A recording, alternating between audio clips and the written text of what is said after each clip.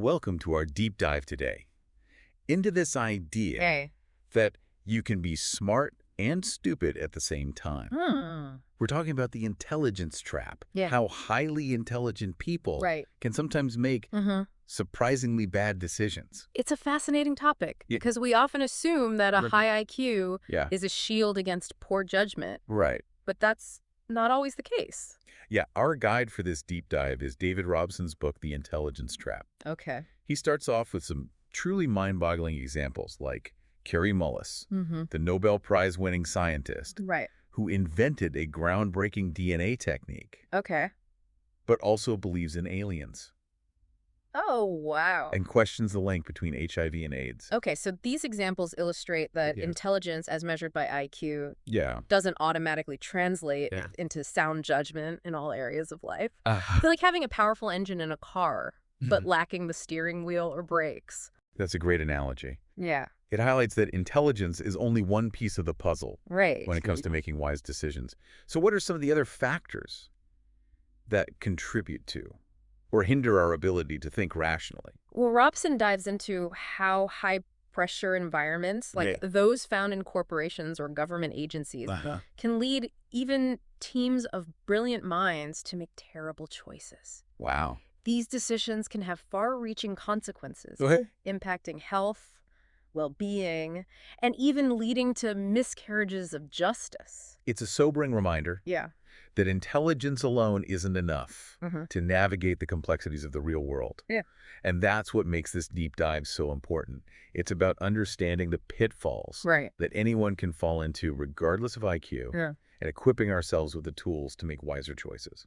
One of the key takeaways from Robson's book Okay. is that traditional intelligence tests, Okay. while useful for measuring certain cognitive abilities, Right. only capture one aspect of our mental capacity. He argues that we need to expand our definition of intelligence to include practical and creative skills. This reminds me of Robert Sternberg's triarchic theory of intelligence. Exactly. Which goes beyond analytical intelligence Right. to include practical and creative intelligence. Yeah. Sternberg argues that we need to develop all three aspects of intelligence Wow. for real-world success.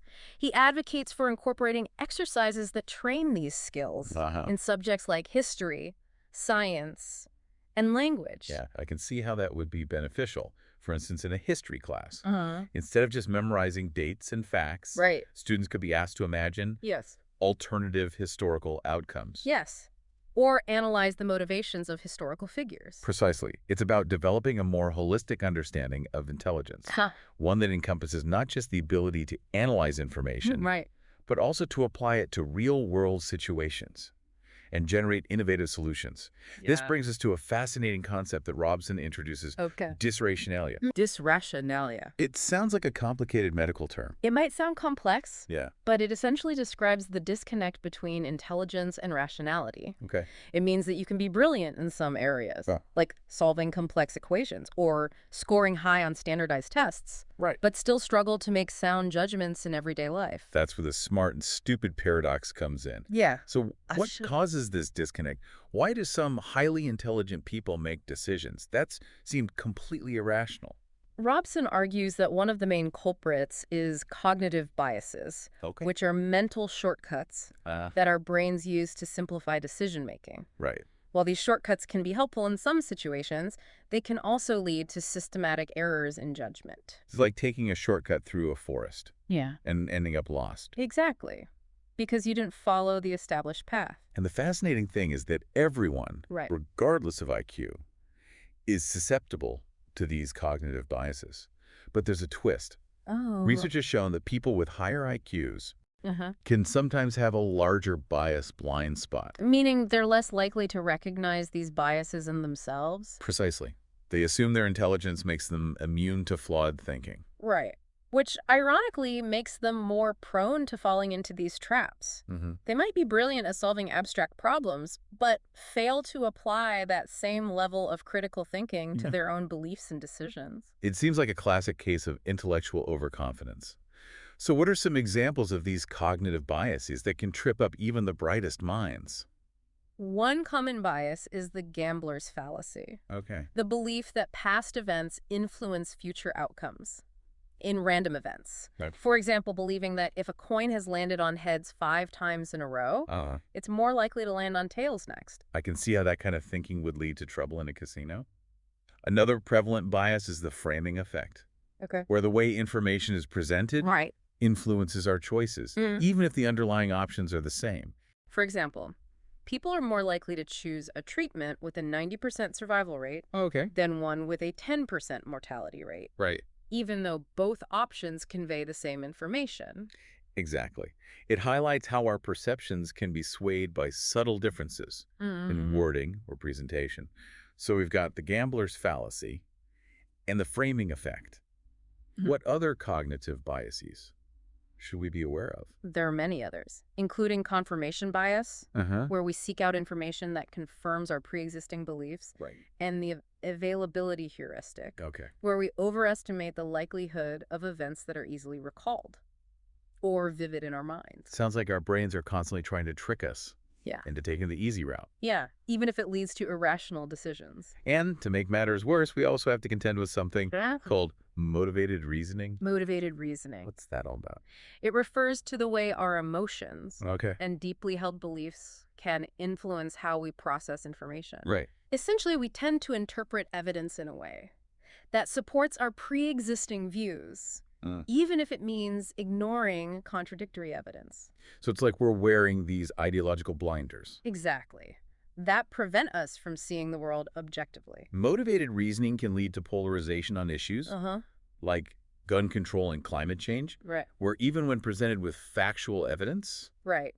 People may reject it yeah, if it contradicts their deeply held beliefs. this helps explain why it can be so difficult to have productive conversations about controversial topics. Yeah. Everyone's interpreting the evidence through their own ideological lens. Precisely. And this is where the intelligence trap becomes especially dangerous. Okay. Because if intelligent people are more prone to overconfidence Right. and less likely to recognize their own biases, they might be even more susceptible to motivated reasoning. So they might use their intelligence to rationalize their pre-existing beliefs. Exactly, rather than engaging in open-minded critical thinking. And this can lead to a dangerous cycle, where intelligence, instead of being a tool for understanding and progress, Becomes a weapon for defending our own biases and reinforcing our own worldview. So what's the antidote?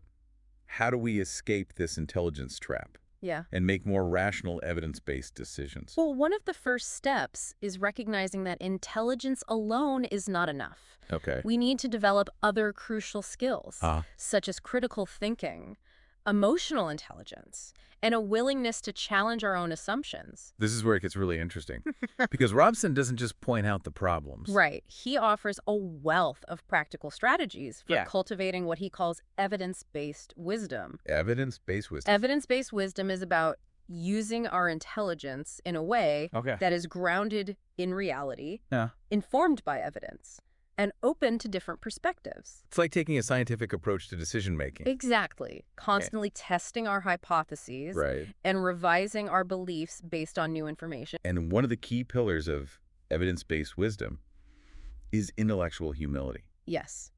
We've touched on this concept before. Right. But it's worth emphasizing again because it's so crucial.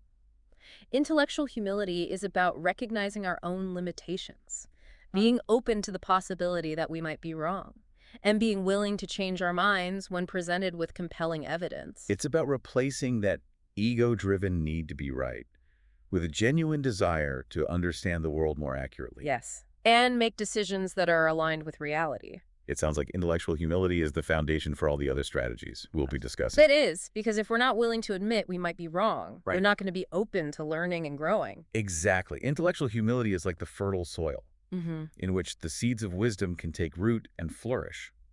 So how do we cultivate this intellectual humility? How do we become more open-minded and receptive to different perspectives? There are several practical strategies that Robson recommends. One is to cultivate the habit of using more nuanced language. So instead of making absolute statements like, I know I'm right.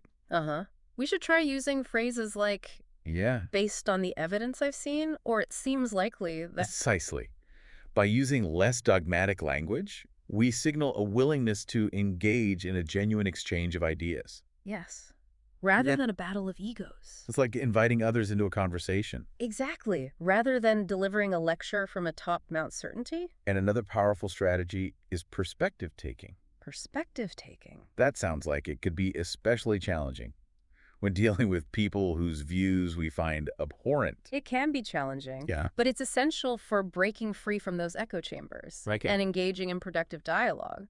Perspective taking involves putting ourselves in other people's shoes, trying to understand their motivations and thought processes, and seeing the world from their point of view. I can see how that would help us to be more empathetic and less judgmental. Exactly. And it doesn't mean we have to agree with those different perspectives, Right. but it does require us to engage with them in a respectful and open-minded way. It's about recognizing that even people we vehemently disagree with might have some valid points or insights.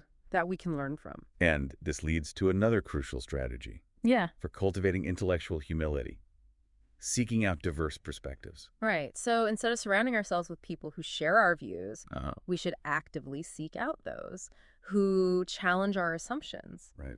and expose us to different ways of thinking. It's about breaking free from those echo chambers. Exactly. And exposing ourselves to a wider range of information and viewpoints. It sounds like it would be a humbling experience. It can be, but ultimately a very enriching one. It definitely can be. And it's not always comfortable. But that's where the growth happens. Right. When we're challenged to confront our own biases and consider alternative perspectives, we have the opportunity to expand our understanding and become more intellectually nimble. So we've talked about using more nuanced language, practicing perspective taking, and seeking out diverse perspectives. Are there any other strategies Robson recommends for fostering intellectual humility? He also highlights the importance of being willing to admit when we're wrong. That could be a tough one. It can be, Yeah. especially for those of us who pride ourselves on our intelligence. If we're unwilling to admit our mistakes, we'll never learn from them. It's like those people who refuse to ask for directions, even when they're hopelessly lost. Exactly. They'd rather wander around in circles than admit they need help. And in the same way, if we're too proud to admit when we're wrong, we'll miss out on opportunities to correct our course and make better decisions in the future. So how do we make it easier to admit our mistakes? Any tips? Robson suggests reframing mistakes as learning opportunities. Okay. Instead of viewing them as personal failings, we can see them as valuable feedback. That helps us to refine our thinking and make better choices next time. It's about shifting our mindset from one of shame and defensiveness. Yes, to one of curiosity and growth. And this ties back to the importance of cultivating a growth mindset. Exactly. The belief that our abilities can be developed Right. through effort and perseverance. We discussed this concept earlier in the context of learning. Right. But it's equally relevant for making wise decisions. A growth mindset allows us to embrace challenges, learn from our mistakes, and continually strive to improve our thinking and decision-making skills. And this involves surrounding ourselves with people who support our growth, who challenge us to think critically, and who provide constructive feedback that helps us identify and address our blind spots. It's about creating a culture of continuous learning, both individually and collectively. Okay, so we've established the importance of intellectual humility and a growth mindset for overcoming the intelligence trap. What other essential ingredients should we add to this recipe for evidence-based wisdom? Well, Robson highlights the crucial role of emotional intelligence. This brings us back to those moments when our emotions hijack our thinking and lead us down paths we later regret. Exactly. Emotional intelligence involves being aware of and regulating our own emotions, as well as understanding the emotions of others. Robson connects this to Antonio Damasio's somatic marker hypothesis. Right, which suggests that our gut feelings are actually based on past experiences and can guide our choices. Think about it. When you get a bad feeling about a situation, it's often because your brain has unconsciously recognized a pattern from a previous negative experience. That gut feeling is your body trying to warn you. Like Ray Kroc, the founder of McDonald's. Yes, who trusted his intuition when he decided to invest in the fledgling burger joint. His intuition, informed by his past experiences as a salesman. Right. Told him this venture had huge potential, even though it seemed like a risky bet at the time.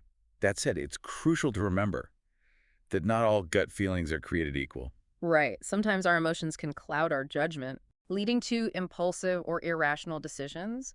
That's why it's so important to hone those intuitive instincts Right. and develop a deeper understanding of our emotional landscape. So how do we become more emotionally intelligent? How do we avoid letting our emotions steer us in the wrong direction? One key strategy is to develop emotional awareness, Okay.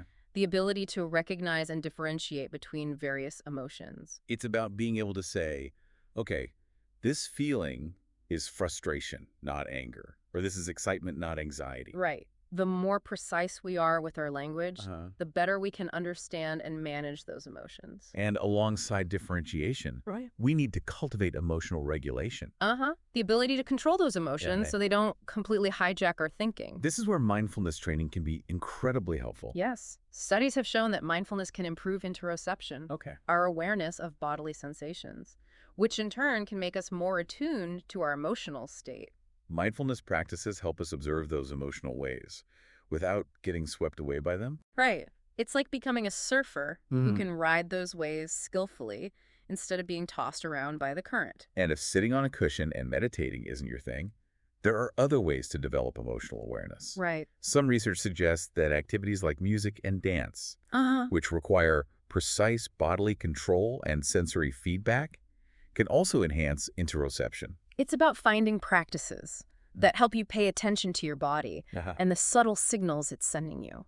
Another powerful technique is reflective writing, Oh. taking a few minutes each day to jot down your experiences and the emotions they evoked can help you untangle those complex feelings Right. and understand their influence on your choices. It's like creating an emotional journal Yeah. that allows you to track patterns Right.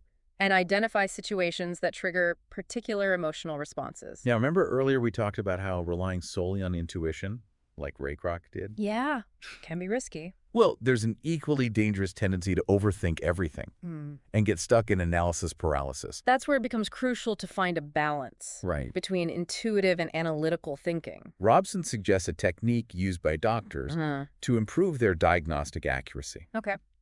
It involves first noting down their initial gut feeling about a patient's condition. Then they systematically analyze the evidence to see if it supports their hunch, Right. while also considering alternative diagnoses. This combined approach has been shown to significantly reduce misdiagnoses. It's about leveraging the power of both System 1 thinking, Right? those quick intuitive judgments, and System 2 thinking, Yeah. the slower, more deliberate Yeah. analysis. And that same principle can be applied to any decision-making process. Trust your gut, but verify.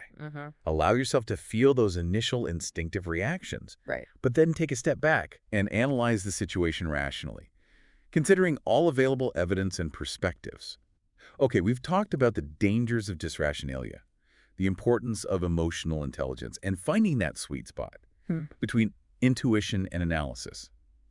But how do we protect ourselves from the deluge of misinformation that's constantly bombarding us? That's where we need to build our bullshit detection kit. Ah, yes, the art of separating fact from fiction. In a world of clickbait headlines and social media echo chambers, where do we even begin? Well, Robson starts by exploring two sneaky psychological mechanisms that make us susceptible to believing false information: cognitive fluency and familiarity. Let's break those down. Yeah. Cognitive fluency refers to how easily our brains process information. Right. The smoother the processing, the more likely we are to perceive something as true. Think about the flesh-eating banana hoax. That spread like wildfire in the late 90s, despite being completely fabricated. Many people fell for it because the story was presented in a clear, concise way that made it easy to understand.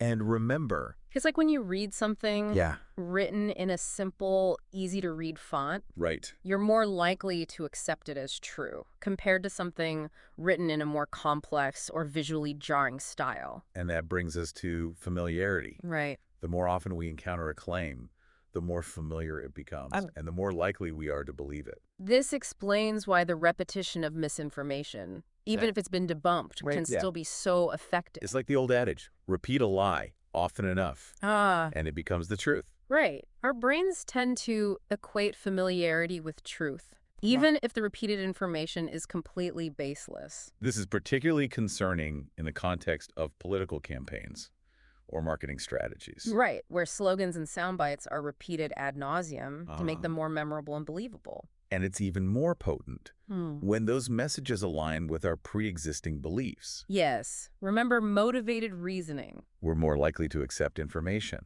That confirms our worldview. Uh-huh. Even if it's demonstrably false. So how do we protect ourselves from these cognitive traps? How do we build that robust bullshit detection kit? One strategy Robson highlights Yep. is inoculation theory, Inoculation theory. which involves exposing ourselves to weakened forms of misinformation so we can develop resistance to the real deal. It's like getting a vaccine for bullshit. Exactly. By encountering and debunking those weaker forms, we develop the critical thinking skills. Right, to spot and dismantle more sophisticated attempts at manipulation. And that's where critical thinking courses can be incredibly valuable, not those dry theoretical ones that make you feel like you're back in Philosophy 101. Right. Robson suggests using real-world examples Uh-huh. that demonstrate how misinformation is spread and how to identify the telltale signs of bullshit. It's about teaching people to question sources, evaluate evidence, recognize logical fallacies, and consider alternative perspectives. And this type of critical thinking training has been shown to be effective in reducing belief in pseudoscience, conspiracy theories, and fake news. It's not just about acquiring knowledge, Yeah. but learning how to think critically. Right. About the information we're bombarded with every day. Robson also emphasizes the importance of intellectual humility. Yes. Being open to the possibility that we might be wrong Right. and being willing to change our minds when presented with compelling evidence. This goes back to what we discussed earlier Yeah. about the dangers of intellectual overconfidence and the importance of seeking diverse perspectives. Absolutely. And it's something that Michael Shermer, Okay. a science historian who spent years debunking all sorts of pseudoscientific claims, strongly advocates for. Shermer's approach involves engaging with people who hold those irrational beliefs. Right. Trying to understand their motivations and thought processes, and then presenting them with evidence that challenges their views. He believes that cultivating empathy and understanding is crucial for effectively combating misinformation. It sounds like building a bullshit detection kit is an ongoing process that requires both knowledge and a willingness to engage with different viewpoints in a respectful and open-minded way. Exactly. It's about developing a critical thinking mindset. That helps us to navigate the complex and ever-changing landscape of information. Now, speaking of learning and growth, let's shift gears and explore how some smart people fail to learn from their mistakes. It's time to talk about tortoises and hares. Classic fable with a modern twist. Robson opens this chapter with a story about Richard Feynman, Okay. a brilliant physicist Right. who won a Nobel Prize for his work in quantum electrodynamics. Okay. Feynman was known for his insatiable curiosity and his playful, almost childlike approach to learning. But what set him apart from many other gifted individuals Okay. was his growth mindset, the belief that intelligence and abilities can be developed through effort and perseverance. This is a concept popularized by Carol Dweck. A psychologist who has done extensive research Yeah. on how mindsets influence learning and achievement. Dweck contrasts the growth mindset with the fixed mindset, where people believe their talents are innate and unchangeable. Those with a fixed mindset tend to shy away from challenges, fearing that failure will expose their limitations. Whereas individuals with a growth mindset embrace challenges as opportunities for learning and development. Right. They see setbacks not as personal failings, but as valuable feedback that helps them improve. Feynman's story is a perfect illustration of this. He faced numerous setbacks and failures throughout his career, but he never let them dampen his enthusiasm for exploration and discovery. Instead of getting discouraged by those challenges, he viewed them as puzzles to be solved, opportunities to expand his understanding, Right. and that relentless pursuit of knowledge, fueled by his curiosity and growth mindset, is what ultimately led to his groundbreaking contributions to science. So how do we cultivate that growth mindset? How do we shift from a fear of failure to an embrace of challenges? One crucial factor is the learning environment. Think back to those stifled toddlers in preschool. Their natural curiosity squashed by rigid classroom structures. Robson highlights research showing how traditional educational systems often prioritize rote memorization and conformity over exploration and creativity. And that type of environment can inadvertently foster a fixed mindset. Children may come to believe that their intelligence is measured solely by their ability to regurgitate facts. on standardized tests, rather than their capacity for innovation and problem solving. Thankfully, there are educators who are challenging this paradigm, creating learning environments that Mhm. encourage experimentation, questioning, and the joyful pursuit of knowledge. Robson points to research by Suzanne Engel. Okay. Who observed that even simple expressions of curiosity from teachers can ignite students' enthusiasm for learning.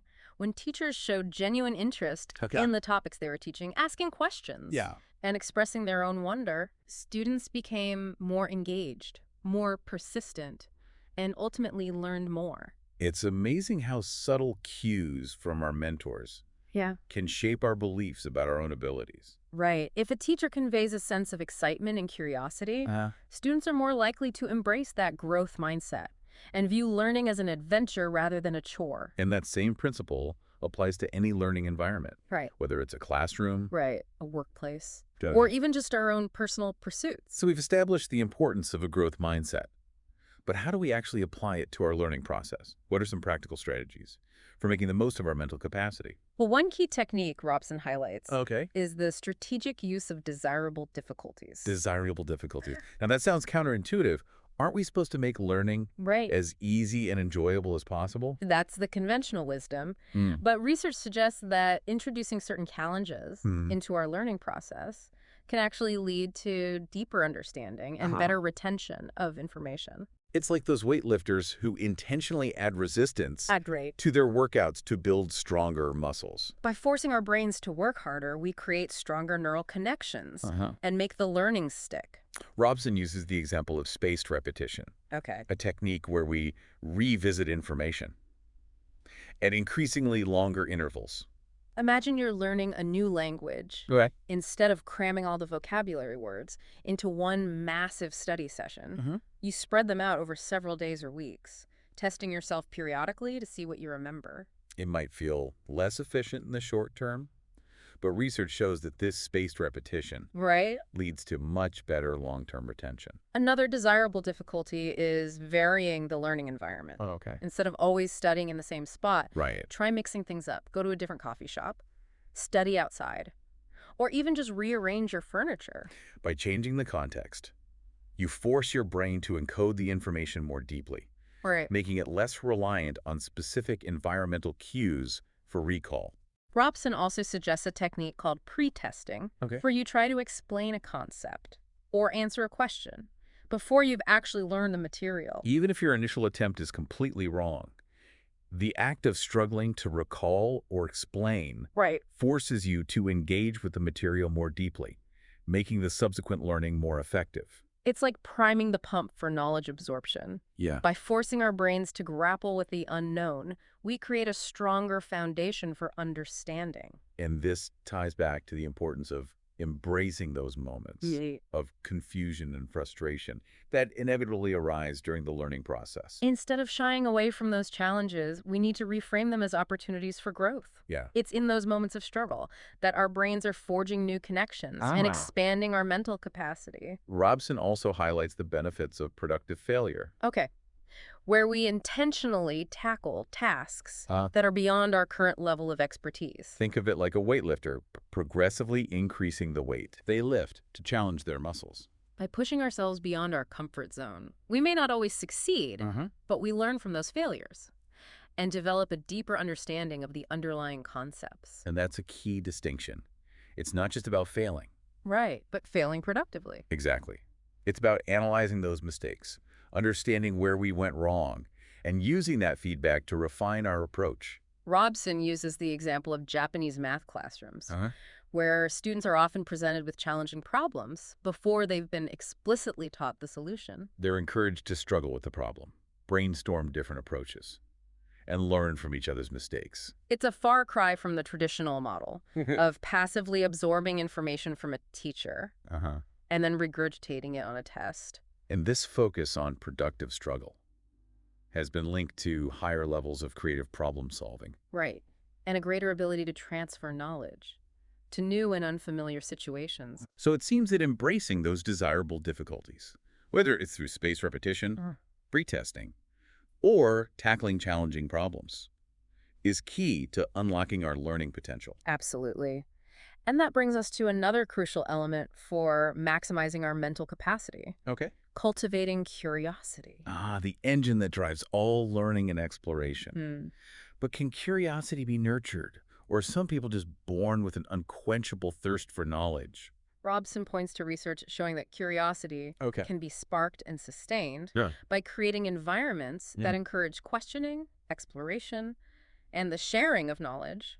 Think back to Suzanne Engel's work on how teachers' expressions of curiosity can ignite students' enthusiasm for learning. And this applies beyond the classroom in Okay. the workplace leaders who foster a culture of inquiry where questions are welcomed and new ideas are encouraged Right. can stimulate innovation and creative problem solving. Robson also emphasizes the importance of seeking out new experiences, engaging with diverse perspectives, and approaching learning with a playful, open mind. It's about embracing those aha moments, those bursts of insight that come from connecting Yeah. seemingly disparate ideas and seeing the world through fresh eyes. And that brings us back to Richard Feynman, who embodied that spirit of playful curiosity Right. throughout his life. He saw the world as a vast, interconnected web of mysteries waiting to be unraveled. Yeah. And he approached each new discovery with a sense of childlike wonder. It's that sense of wonder that fuels lifelong learning and allows us to continually expand our intellectual horizons. Okay, we've explored how individual learning can be enhanced by cultivating a growth mindset, embracing desirable difficulties, and nurturing curiosity. But what about when we're working in teams? How do group dynamics influence collective intelligence and decision-making? That's where we enter the realm of hive minds. Ooh, I love the imagery there. Are we talking about those sci-fi scenarios where minds merge into a single super-intelligent entity? Not quite. But we're going to be delving into the fascinating world of collective intelligence. Okay. How groups of individuals can pool their knowledge and abilities to solve problems that would stump any single person. So it's like the classic two heads are better than one idea. Yes, but it's much more nuanced than that. Okay. Robson draws on the work of Anita Woolley, a researcher who studied collective intelligence in various settings. And what has she found? Is collective intelligence simply a matter of having a bunch of smart people in a room? Interestingly, it's not that straightforward. Oh, well. Woolley's research has shown that a group's collective intelligence isn't strongly correlated with the average IQ of its members. It's surprising. Yeah. So what does determine a group's ability to effectively solve problems? Woolley has identified several key factors Okay. that contribute to collective intelligence, including social sensitivity, Yeah. the ability to read and respond to the emotions, and cues of others in the group. Equal participation, ensuring that all members have a chance to contribute and their voices are heard. And cognitive diversity, having a mix of different thinking styles and approaches to problem solving. It's fascinating how these social and collaborative skills can be more important for collective problem solving Right. than raw intellectual horsepower. Exactly. It's not just about having a room full of geniuses, Right. but creating an environment where those minds can effectively connect, communicate, and collaborate. And this makes perfect sense, right? If everyone in a group thinks the same way, they're likely to fall into the same cognitive traps and miss crucial insights that could come from a more diverse range of perspectives. Precisely. And this is where the research on the individual intelligence trap becomes incredibly relevant. Okay. Those same biases that trip up individuals can also derail group decision-making, especially if the group dynamics reinforce those biases. Robson uses the example of groupthink. Right. A phenomenon where the desire for harmony and consensus within a group can lead to poor decisions. Think of the Bay of Pigs invasion, where President Kennedy's advisors, despite being highly intelligent individuals, failed to adequately challenge each other's assumptions and ended up endorsing a disastrous plan. It seems that the pressure to conform and maintain group cohesion can sometimes override rational thinking, Right. leading to a collective blind spot. And this danger is further amplified when the group is led by a dominant individual. Who discourages dissent or critical thinking. So it's not just about assembling a team of bright minds, but creating a culture of open communication. Right. Constructive debate. Right. And a willingness to challenge the status quo. Absolutely. And that brings us to another intriguing question. Okay. Can too much talent be a bad thing? Can a team be so stacked with star players that it actually backfires? I'm picturing those all-star teams in sports. that sometimes fail to live up to their potential. Right. Because the players are more focused on individual glory Uh-huh. than teamwork? That's a great analogy. Robson highlights research by Adam Galinsky Hmm. showing that there's an optimal level of talent within a group. So it's like a recipe. Right. You need the right balance of ingredients. For the dish to turn out well, too much of one ingredient can throw off the flavor. Exactly. Galinsky found that groups with a moderate level of high-performing individuals tend to be the most effective. And what happens when you exceed that optimal level?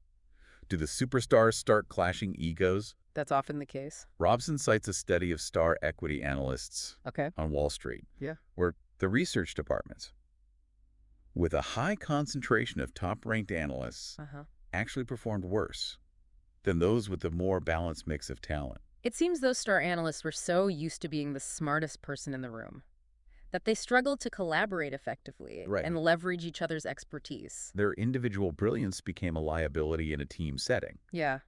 And this phenomenon isn't limited to the cutthroat world of finance.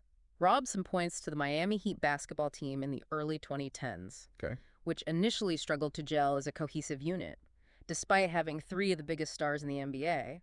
It was only after 2 of those stars were sidelined with injuries that the team started winning championships. The reduced talent in this case led to greater success because it forced the remaining players to collaborate more effectively and rely on each other's strengths. So it seems that when building a high-performing team, it's not just about recruiting the best and brightest, but fostering a culture of humility, collaboration, and a willingness to put the team's goals ahead of individual ego. Absolutely. And that brings us to the critical question of leadership. How can leaders create environments that harness the collective intelligence of their teams and avoid the pitfalls we've been discussing?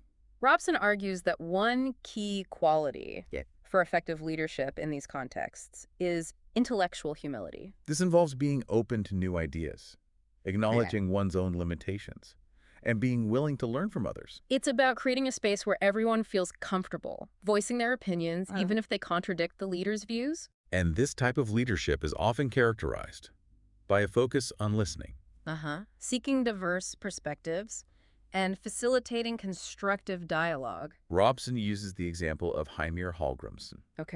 One of the coaches who led Iceland's national soccer team to an unexpected victory against England in the Euro 2016 tournament. Hallgrimsson, who also worked part-time as a dentist, emphasized the importance of teamwork and humility, fostering a culture where even the star players were willing to put the team's goals ahead of their own individual ambitions. It's a powerful example of how a leader's mindset can really shape the dynamics of a team and unlock its collective potential. And it highlights how crucial it is for leaders to create environments where intellectual humility is valued and encouraged. But even with the best leadership, there are certain organizational structures and cultures that can stifle innovation and critical thinking, leading to a phenomenon Robson calls functional stupidity. Functional stupidity. That sounds like an oxymoron.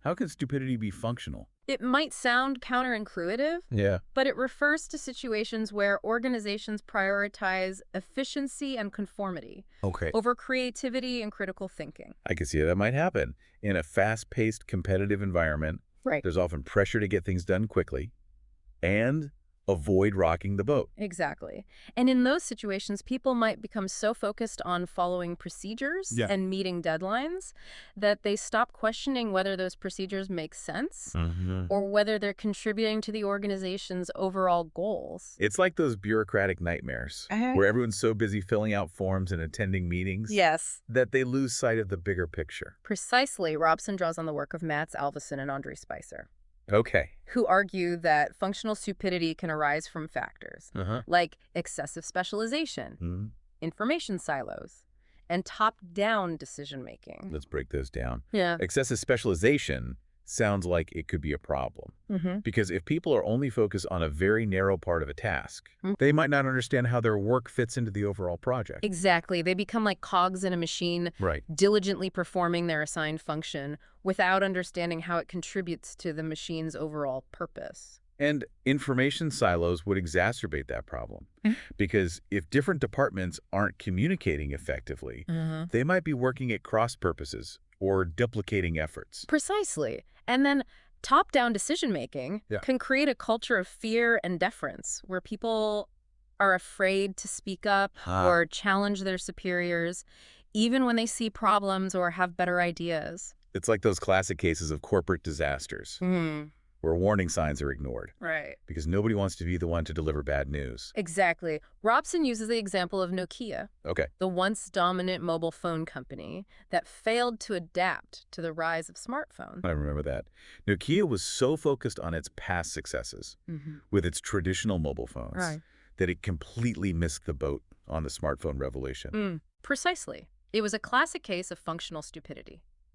Nokia was so entrenched in its existing way of doing things that it failed to recognize the threat posed by these new touchscreen devices, even when the evidence was staring it in the face. It's a cautionary tale about the dangers of complacency and the importance of creating organizational cultures that encourage critical thinking, flexibility, and a willingness to adapt to changing circumstances. Absolutely. So if functional stupidity is the disease, what's the cure? How can organizations avoid falling into this trap and foster environments that encourage innovation, critical thinking, and a willingness to learn from mistakes? Well, based on what we've discussed so far, it seems like one of the key ingredients is intellectual humility, not just for individuals, but for organizations as a whole. Exactly. Organizations need to create cultures where it's safe to admit mistakes, challenge assumptions, and propose new ideas, even if those ideas contradict the prevailing wisdom or the opinions of those in positions of authority. It's about fostering a sense of psychological safety, where people feel comfortable speaking up, without fear of reprisal or ridicule. And this requires leaders who are willing to model intellectual humility, who are open to feedback, and who encourage constructive dissent rather than stifling it. It sounds like it takes a certain level of courage and self-awareness for leaders to create that kind of environment. It definitely does. It's much easier to surround yourself with yes men and maintain the illusion of control.